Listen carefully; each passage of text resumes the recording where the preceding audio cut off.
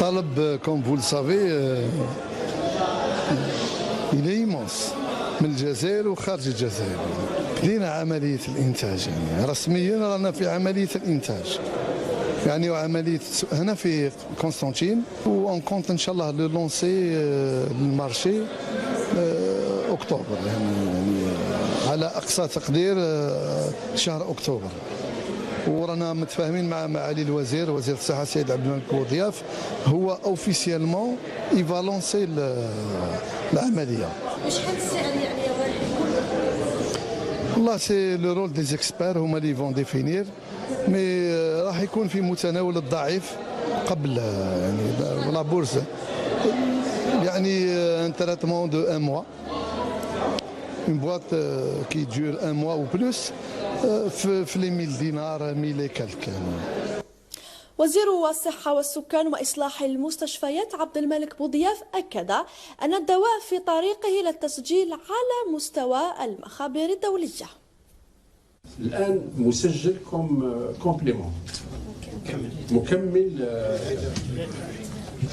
المعلومات اللي عندي مانيش عارف إذا عندي الحق نقولها ولا لا، السيد لجأ إلى مخابر دولية باش يسجلوا كدواء. هذه المعلومات اللي عندي البارح، ما عنديش تفصيل أكثر من هذا وما نحبش نعرفه إلى حين.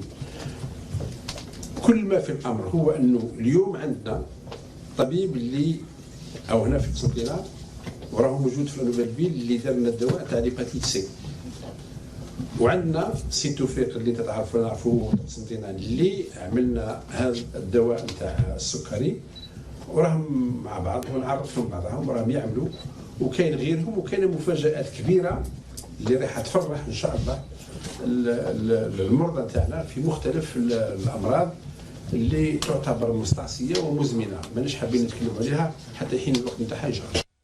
الوزير بوضياف أكد وجود مخترع جزائري لدواء أو لداء التهاب الكبد الفيروسي، واعدا الجزائريين بالكشف قريبا عن اختراعات أخرى لعلاجات الأمراض المستعصية. Dans le domaine de la prise en charge, la facture annuelle consacrée aux médicaments nécessaires était de 2 milliards de dinars algériens en 2015. Aujourd'hui, la thérapie nécessaire au traitement des patients atteints d'hépatite C est disponible en Algérie.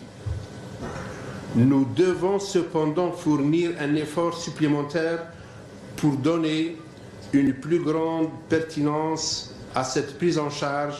Je pense notamment à l'élaboration des guides thérapeutiques, la mise en place de laboratoires régionaux de référence PCR en matière de dosage de la charge virale pour soulager le laboratoire national de référence de l'Institut Pasteur d'Algérie et offrir une plus grande proximité.